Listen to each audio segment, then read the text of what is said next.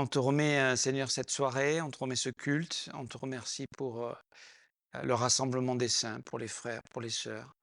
On te remet les situations des uns des autres, peut-être difficiles, dans leur santé. On pense à notre sœur Cathy, Seigneur. On te la confie, Seigneur, ce soir aussi, dans sa santé. Pasteur Pierre qui n'était pas bien non plus. On te remet aussi cette sœur Anastasia. On ne connaît pas les nouvelles, mais on veut te la confier. On veut te prier pour la main sur elle, Seigneur, de la conduire les médecins, de la restaurer, de la relever. On te loue et on te bénit, Seigneur, pour ce que tu as fait aussi, comment tu nous as gardés, protégés. Merci pour notre frère André qui est revenu en forme, Seigneur. Garde-le, Seigneur, protège-le et bénis-le dans son ministère, dans le service de la CIM, Seigneur. On te remet chacun avec ses besoins ce soir. On a peut-être des besoins, on veut les mettre à tes pieds devant toi, se présenter nous-mêmes et reconnaître qu'on peut te faire confiance pour maintenant et pour notre avenir, Seigneur. Conduis encore ce partage ce soir dans le nom de Jésus-Christ. Amen. On est dans Romains chapitre 8. J'ai écouté les messages de pasteur François jeudi dernier, excellent, et de pasteur David et pasteur François dimanche aussi. Donc le Seigneur, il est bon, hein? Alors, il paraît qu'il y a eu des beaux chants aussi, mais ça, c'était pas enregistré, donc j'ai pas pu entendre. Donc peut-être un jour, on verra si on a le privilège d'entendre ces beaux chants. En tout cas, merci pour le corps de Christ, chacun d'entre vous. Romains chapitre 8, verset 1. Il n'y a donc maintenant aucune condamnation pour ceux qui sont en Jésus-Christ. En effet, la loi de l'esprit de vie en Jésus-Christ m'a affranchi de la loi du péché et de la mort. Car chose impossible à la loi, parce que la chair la rendait sans force, Dieu a condamné le péché dans la chair, en envoyant à cause du péché son propre Fils dans une chair semblable à celle du péché. Verset 4. Et cela, afin que la justice de la loi fût accomplie en nous, qui marchons non selon la chair, mais selon l'esprit. Donc on a déjà expliqué un petit peu ce passage. On a parlé du fait qu'il n'y a plus de condamnation. Alors, il y a des mots qui sont importants, le donc et le maintenant qui précèdent, il n'y a donc maintenant aucune condamnation.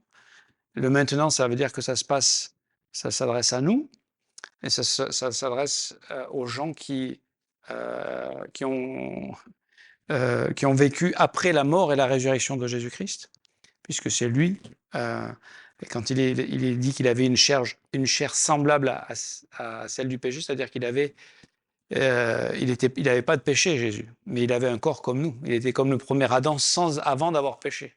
D'accord? Lui, il était sans péché, donc il avait une chair comme un homme, comme nous. Sauf qu'il n'y avait pas la nature pécheresse en lui. Sinon, il n'aurait pas pu être un sacrifice parfait pour justement accomplir la loi. La justice de la loi est accomplie en Jésus-Christ. Et nous sommes en lui, et donc la justice de la loi est accomplie aussi en nous parce qu'on est en lui. Et qu'en lui, elle a été accomplie.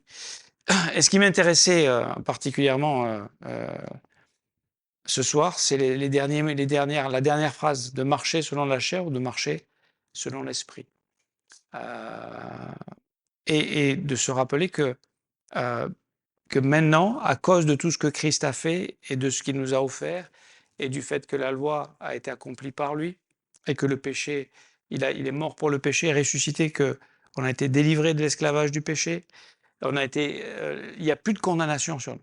Et ce principe-là, cette phrase-là, ça change la vie de n'importe qui.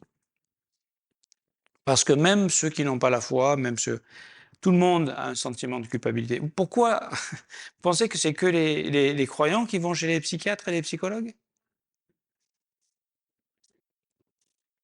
Tous les gens qui vont, c'est quoi? La plupart, il y a une origine. Après, comment dire, je trouve pas le mot, mais ça se décline de plusieurs manières, évidemment, plusieurs symptômes. Mais un des problèmes majeurs, c'est la culpabilité. Et pourquoi il y a la culpabilité? Parce que l'homme est pécheur. Excusez-moi, l'homme ne naît pas bon. L'homme naît pécheur. Hein? Le péché a été imputé à l'homme. Le péché d'Adam est imputé à tous les hommes. Donc c'est ça notre problème. Et ça veut dire qu'il y a toujours sur nous, même si on fait le mieux qu'on peut, d'accord? On est les plus gentils du monde. Bah, il y a un poids de culpabilité. Et on a fait tous des erreurs, on a tous manqué quelque part. Donc il y a une condamnation. Et quand il s'agit de marcher, alors si je vous disais, bon allez, on va faire comme notre frère Joe, vous rentrez à pied chez vous ce soir. Je pense que la majorité d'entre vous, vous êtes capable de le faire. Peut-être les caches, ça va être un peu loin pour rentrer chez vous. Peut-être vous n'y arriverez pas, mais ceux qui sont sur Nîmes, on peut y arriver. Toi, tu n'y arriveras pas, Sylvie. Non. Toi, tu as mal à tes genoux, tu peux pas. Mais on peut le faire. Maintenant, si je vous propose de le faire avec 2 sacs de 50 kilos sur chaque épaule. Là, il y en a pas beaucoup qui arrivent même à sortir du jardin. Hein, il y en a qui restent sur place. Euh, parce que ce poids nous empêche d'avancer, en fait, nous empêche de marcher. Et vous ne pensez pas que le poids de la culpabilité, de la condamnation empêche les gens d'avancer aujourd'hui? Et pourtant, la vie, c'est de marcher. La vie, c'est d'aller de l'avant. La vie, c'est pas de rester statique et d'attendre la mort. La vie, c'est d'avoir des projets. La vie, c'est de vivre, n'est-ce pas? D'ailleurs, la vie chrétienne est comparée à une marche. Hein, et le mot grec pour ça, c'est le verbe péripatéo, et qui parle d'être en chemin, de progresser. Et vous imaginez un enfant qui ne progresse pas, qui ne grandit pas. C'est tout de suite un problème, on voit bien qu'il y a un problème, d'accord? Un adulte qui stagne, qui n'avance pas dans sa carrière, même professionnelle, il y a un problème, d'accord? Donc alors, de progrès en progrès ou de peut-être pas progrès en progrès, ou en tout cas, c'est pas toujours hein, ce qui semble être un progrès. Donc, marcher aussi, ou cette vie à laquelle ce parallèle qu'on fait entre vivre la vie et marcher. Hein, marcher, c'est faire bon usage des opportunités.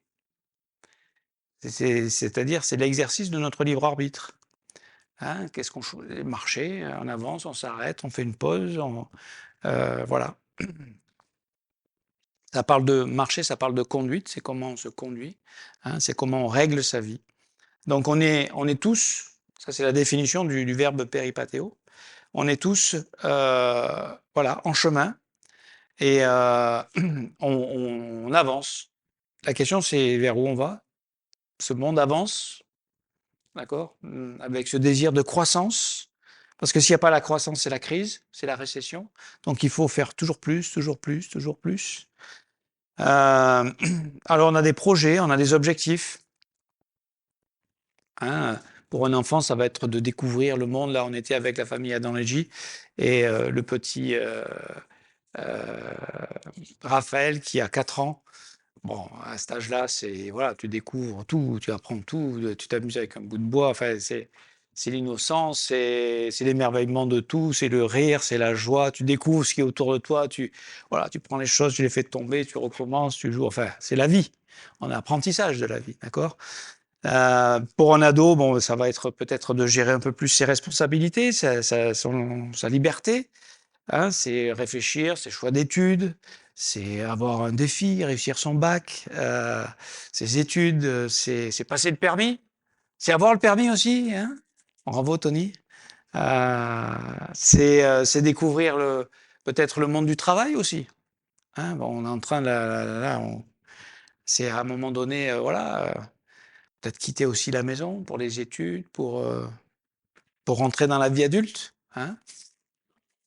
Pour un adulte, ben voilà, c'est peut-être s'installer dans un appartement, c'est se marier, fonder une famille, c'est choisir une carrière, essayer d'avancer dans une donc on est tous en chemin, d'une façon ou d'une autre, même pratique concrète. On n'est pas statique, on marche, on va de l'avant. Et donc comment on va régler notre vie pour atteindre nos objectifs, pour conduire notre conduite, comment on va vivre au quotidien, hein, comment on va aller de A vers B. C'est là, je vous dis ça, on n'y pense pas tout le temps, mais en fait, c'est ce qui se passe. Qu'on le veuille ou qu'on ne le veuille pas, qu'on y réfléchisse ou pas, on avance. Hein. On a nos rêves, nos désirs sur cette terre. Certains se réalisent, d'autres ne se réaliseront pas. On fera face à des échecs. Et une chose dont on est conscient, mais quelquefois on n'y pense pas non plus, c'est que le temps passe. C'est qu'on peut rester statique, mais le temps, lui, s'arrête pas. Le temps passe.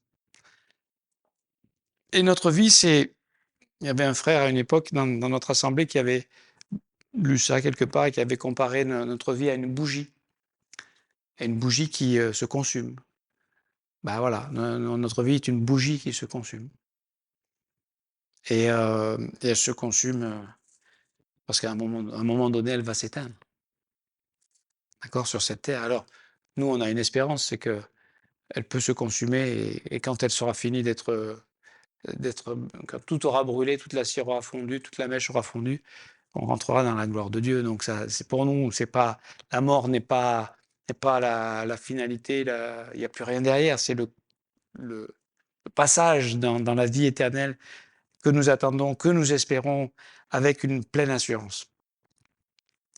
Donc dans cette vie, on va découvrir aussi que voilà, on est dans un monde imparfait, on est nous-mêmes imparfaits, des limites, des faiblesses. On va prendre conscience que la vie est difficile, les épreuves de la vie, qui quelquefois s'acharnent, on a l'impression, l'une après l'autre. Et puis il y a des déceptions, on attendait des choses et puis elles n'arrivent pas.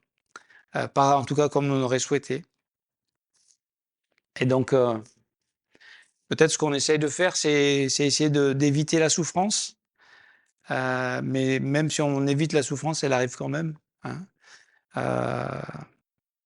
Et peut-être même quelquefois, c'est par nos choix qu'on récolte la souffrance. Quand tu prends des... Et c'est ce qu'il dira plus tard, hein, au verset 6, l'affection de la chair, c'est la mort, tandis que l'affection de l'esprit, c'est la vie et la paix. Quand on s'attache juste à vivre par la chair, on est en train de semer quelque chose qui un jour risque de nous blesser et de blesser les gens autour de nous. La difficulté, c'est que nos projets, nos objectifs, nos buts sont très souvent, naturellement, ils sont égocentriques, ils sont égoïstes. Ils sont pour moi, pour mon intérêt, pour mon avenir, pour mon bien-être, pour mon confort. Et on oublie l'essentiel, en fait. On oublie l'essentiel de cette vie. Parce que là, je parle de manière générale, pour les croyants comme les non-croyants, mais on oublie l'essentiel. On oublie ce qu'est la vie. La vie, si c'est juste une bougie qui brûle et qu'il n'y a plus rien après, nous, on a trouvé un sens à cette vie, n'est-ce pas? On oublie que la vie a une fin.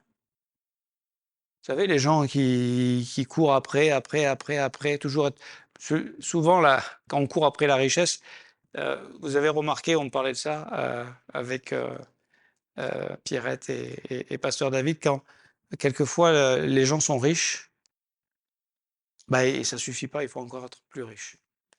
C'est comme dans l'histoire de Jésus qui raconte cet homme qui avait des richesses et qui va dire je vais tout détruire, faire des greniers encore plus grands pour tout remplir encore plus, toujours plus.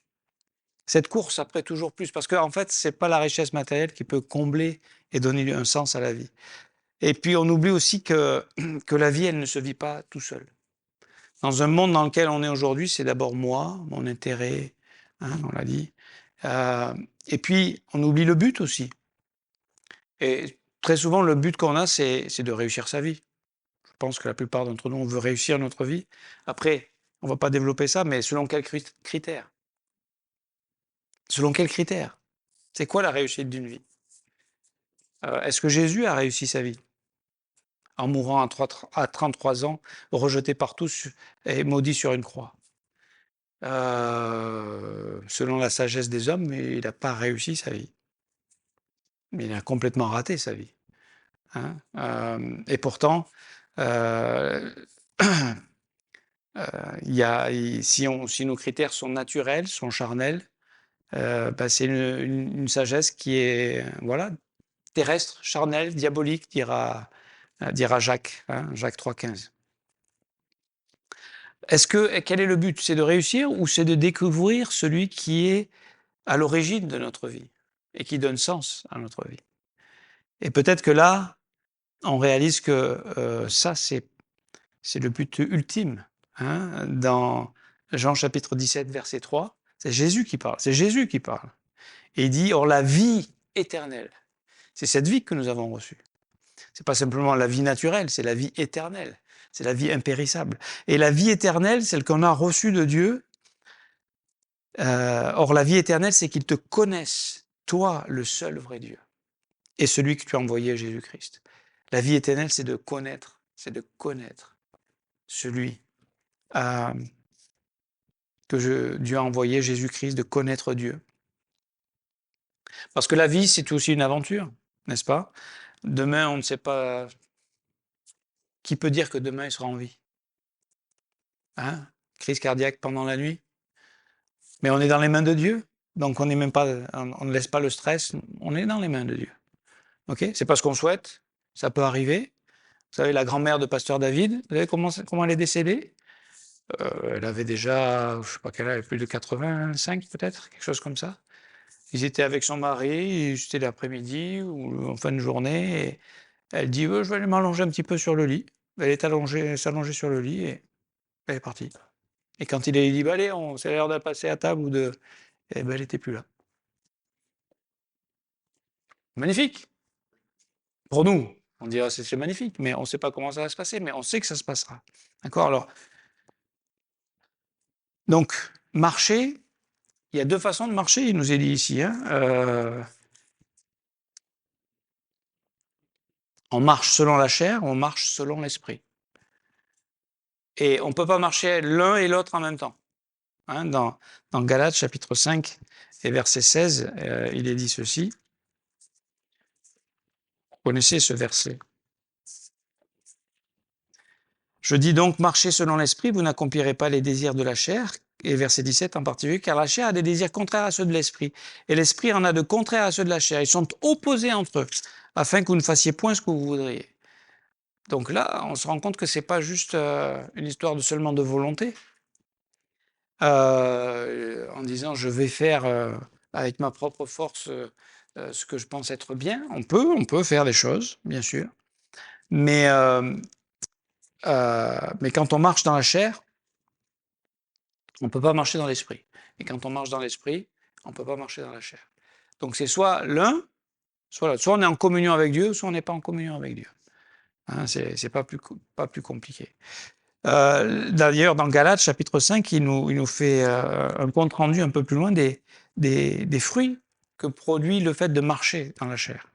Verset 19, il dit « Les œuvres de la chair sont manifestes, ce sont l'impudicité, l'impureté, la dissolution, l'idolâtrie, la magie, l'inimitié, les querelles, les jalousies, les animosités, les disputes, les divisions, les sectes, l'envie, l'ivrognerie, les excès de table et les choses semblables. » Quand on regarde un petit peu la direction que nos sociétés, que les critères de réussite d'une vie, on va un peu dans cette direction-là. Hein.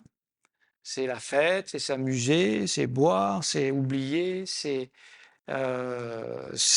profiter, c'est le sexe, c'est l'idolâtrie, c'est tout ça. Ça, c'est marcher selon.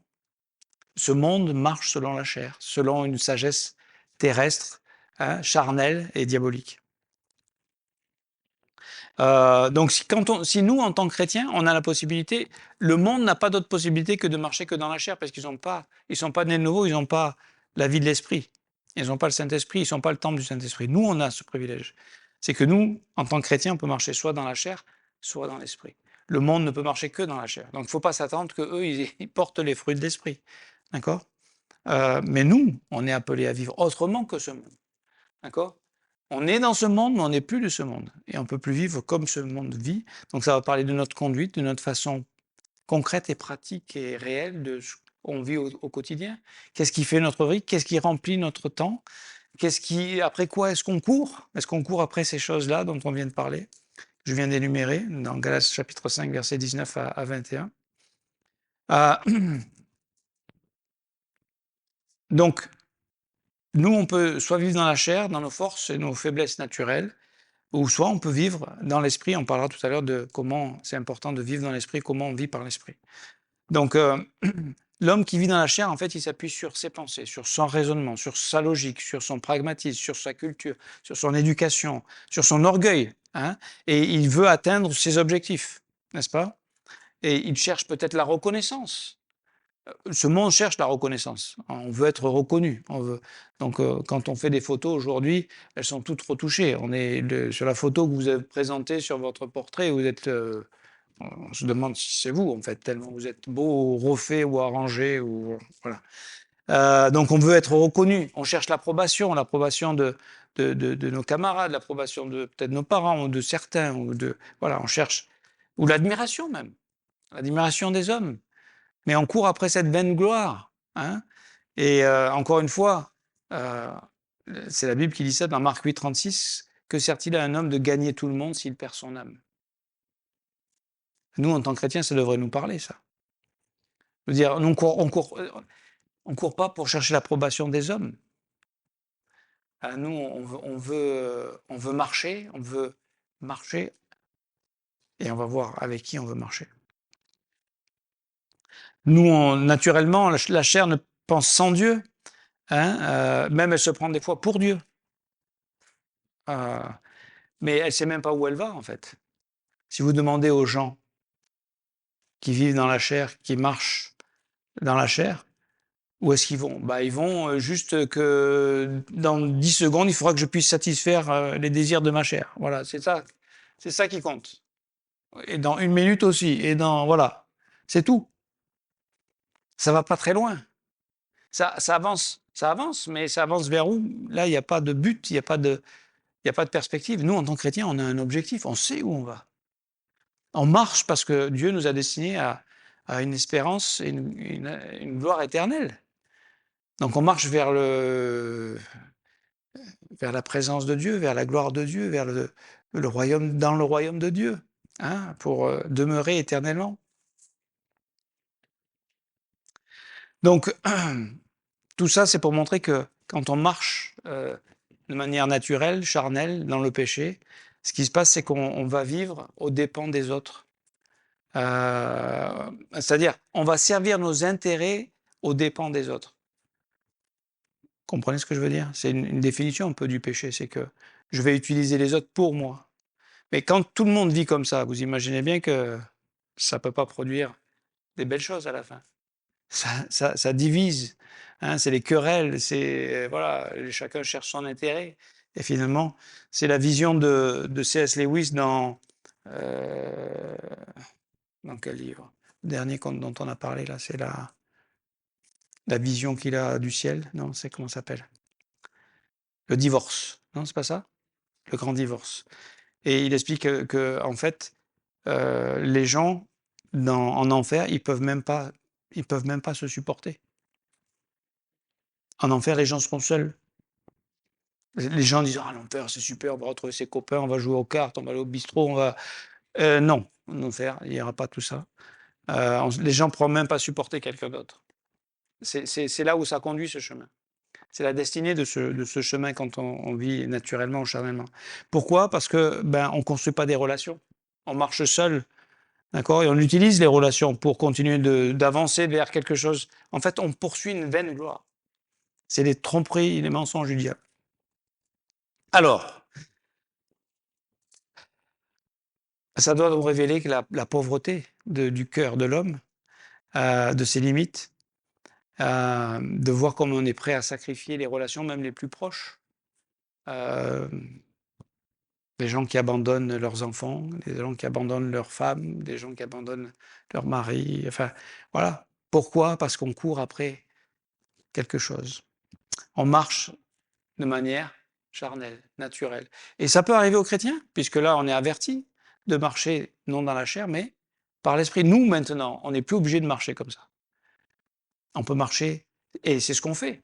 Et c'est pour ça qu'on se rassemble, et qu'on apprend, et qu'on écoute, et qu'on reçoit une autre pensée, la pensée de Dieu, pour marcher euh, euh,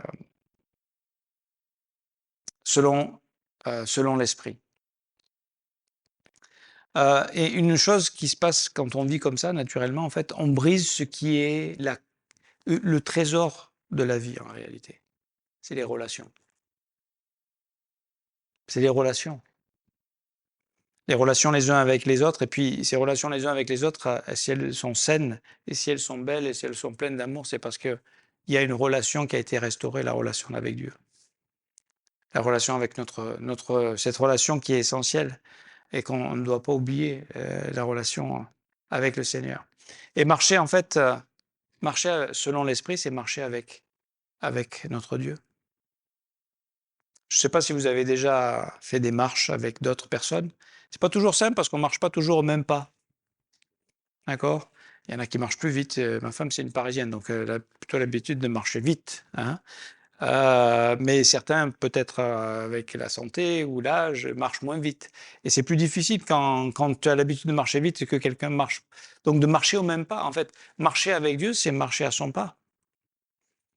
Alors on me dit, où les pas de Dieu, ils sont grands. Non, mais Dieu s'est adapté pour que ces pas soient aussi aux nôtres et que ce soit possible, évidemment. Mais je vais terminer avec et on parlera dimanche encore de marcher selon l'esprit, parce que je pense que c'est important. Marcher selon la chair, il n'y a pas besoin de faire d'efforts en fait. C'est laisser couler la vie.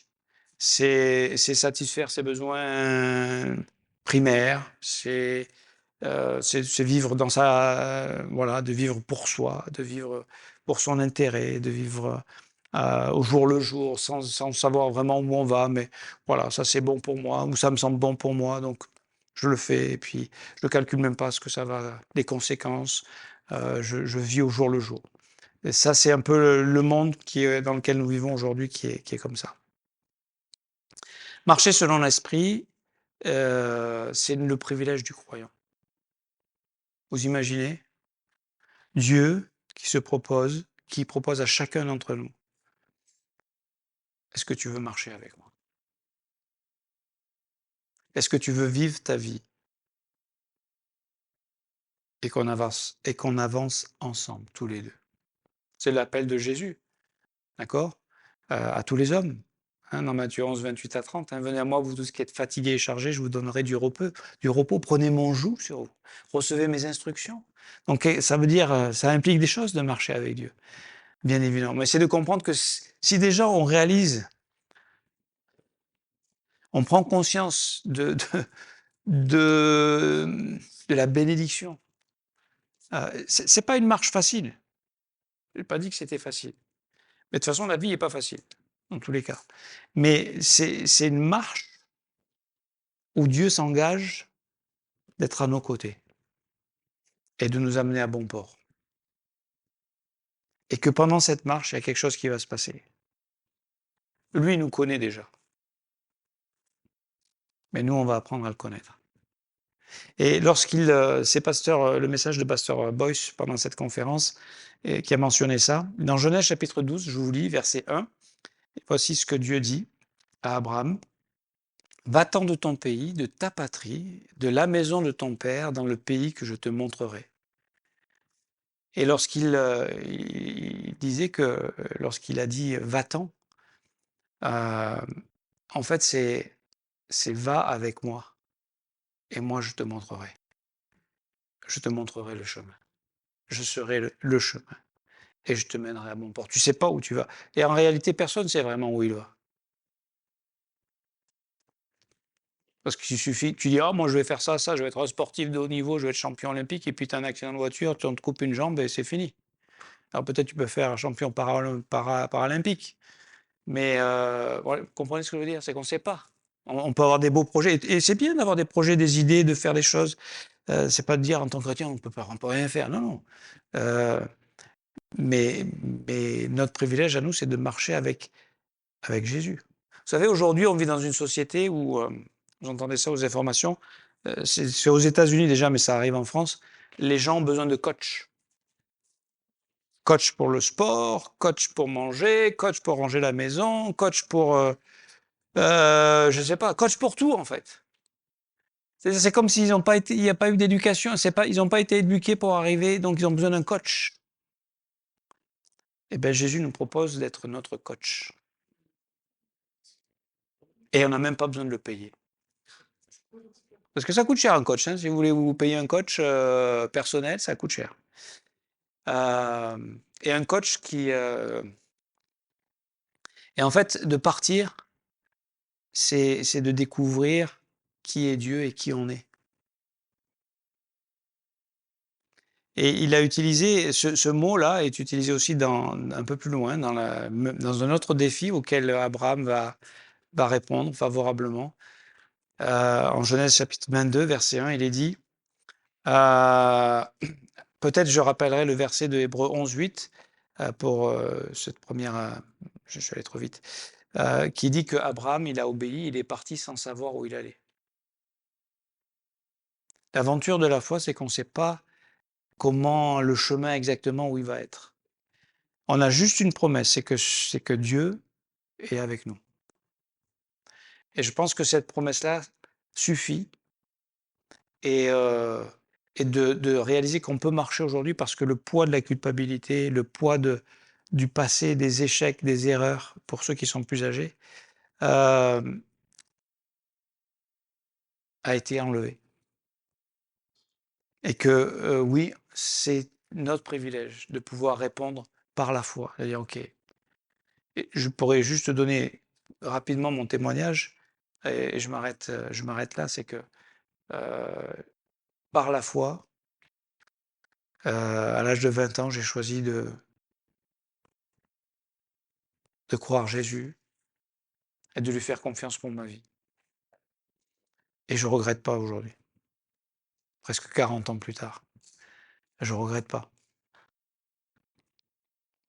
Je pense qu'il a conduit bien mieux que si ça avait été moi qui étais à la direction. Je vous le dis tout de suite. Je ne sais pas où je serais aujourd'hui si j'avais pas le Seigneur qui... et avec cette perspective qui nous attend, on a vécu des belles choses extraordinaires. Il y a encore je veux dire, le meilleur est devant nous. Le meilleur est devant nous. L'éternité est devant nous, mais même sur la vie, le meilleur est devant nous, même s'il y aura des moments difficiles, parce que sur le chemin avec Dieu, c'est un chemin où il y a des épreuves, où on tombe. Et c'est pas un problème de tomber, parce qu'il y en a un qui est là pour nous relever. Il y en a là qui est pour nous montrer la grâce, pour nous faire grandir dans la grâce, pour nous faire comprendre la grâce. Et c'est ce que Abraham va grandir dans toute sa vie. Il est parti, il a suivi, il a cru Dieu, il a fait confiance à Dieu. Et lorsqu'à la fin de sa vie, en Genèse 22, c'est pas tout à fait la fin de sa vie, mais en tout cas dans une étape de sa vie, voici ce que Dieu dit à Abraham. Dieu mit Abraham à l'épreuve et lui dit, Abraham, et il répondit, me voici. Verset 2. Dieu dit, prends ton fils, ton unique, celui que tu aimes, Isaac, va-t'en au pays de Morija.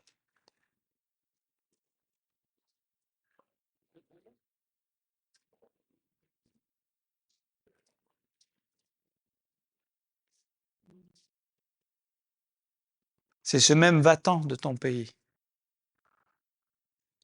Va-t'en de cette vie naturelle, charnelle, et là, va-t'en au pays de Morija. Et offre un holocauste. Offre Isaac, ton fils, en holocauste. Non.